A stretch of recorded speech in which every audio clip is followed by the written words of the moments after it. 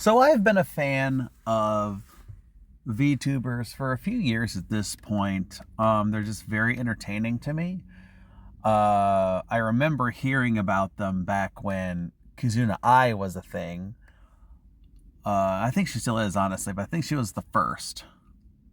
But I really started like watching a lot of clips from VTubers like Korone, and then when Hololive EN Myth came out in 2020, that's when I really started watching a lot of it. You got Yagura, Ame, Ina, Kiara, and Callie, and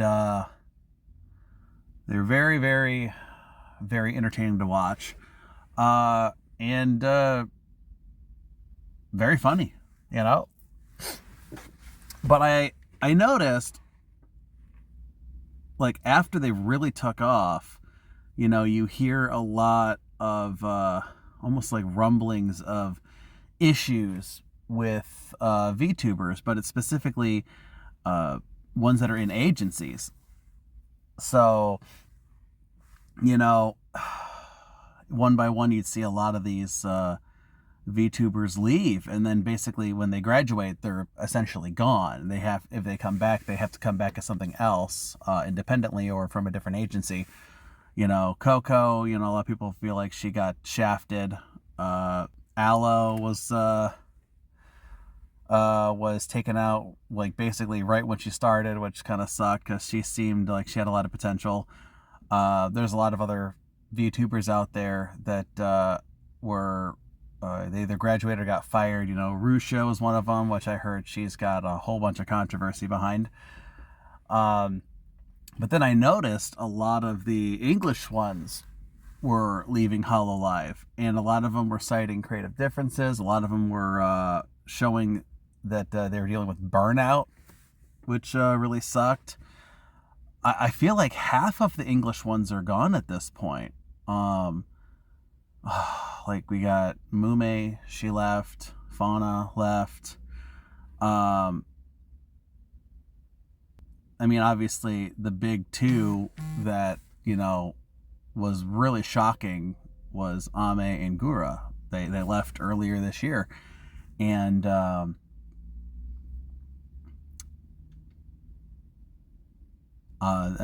well, obviously, we had some new rising stars come in the independents, but that's Hololive. But the other big company that everyone talks about is V-Shojo, with people like Iron Mouse, Project Melody, Keisan, and basically within the span of a couple days, everything just imploded all at once, and it sounds like it was really bad, poor management. Sounds like potential fraud, and over the biggest thing it seems like is people not being paid, and charity money not going to where it's supposed to go. That's pretty bad. That's actually really, really, really bad. But I don't know if necessarily the question is, why are all these VTubers leaving? I think the real question is, are agencies obsolete at this point? Like, are they really needed? I understand that a lot of them, when you join an agency, a lot of them actually create everything for you. They make your model, they get you rigged up, so you don't have to pay all of that, but then you basically, they own that IP. So it's not yours, unfortunately. But from what I gather, V-Shojo doesn't do that. They already grab existing people. And I understand it's hard to join a it's hard to become a VTuber just because of the money you need to really get it started. But with how a lot of these companies are operating, and kind of seems like they're sucking the life and the fun away from their contractors, and that's the other thing that's funny. They're independent contractors. It's basically WWE all over again, where their talent they're separate from the staff that manages everything. So in essence, their contractors get paid last. So it's like, where's the fucking money? Where's the money? But yeah, I kind of feel that lawsuits are going to be happening. People might end up going to jail. And, but I think the big question here, and there's other VTuber agencies. I think the Sanji is gone just because they imploded as well. And then there's Phase Connect. Learn from all of this bullshit, Phase Connect. Don't do any of this.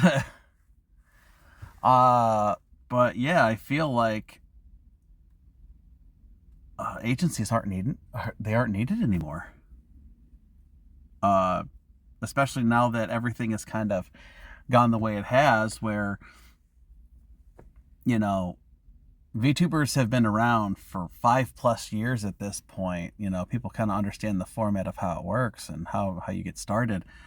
What are they offering these people to actually, that's actually beneficial? And I can't think of anything. Yeah, they can get started, but apparently V-Shojo didn't even do any of that. So they're pretty much frauds at this point. At least that's what it sounds like. I'm not a legal expert. I don't know all the intricacies of everything, but from what, we've heard from Iron Mouse and from Kason, it's pretty bad. Yeah, it's pretty bad. And probably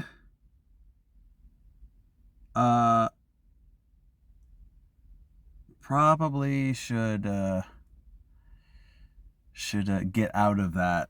And hopefully, like, I don't know, man, because Hololive's been having some issues too with losing a lot of their good talent. So yeah, there's some people that obviously they want to stay with Hololive.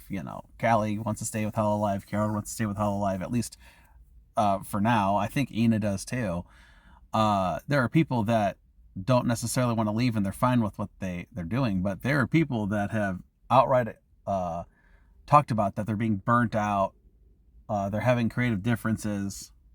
So I wouldn't be surprised if more people leave in general in these agencies and then go solo, or just they're done because they don't want to deal with it anymore. And that would kind of suck. But yeah, we will see. I'll tell you, man, V-Shojo, they dropped the ball on this one. Like, holy shit. If all you had to do was pay your talent and donate $500,000 that was raised for a fucking charity, and you didn't do it? Dude! Wow. I'm speechless. I am completely speechless.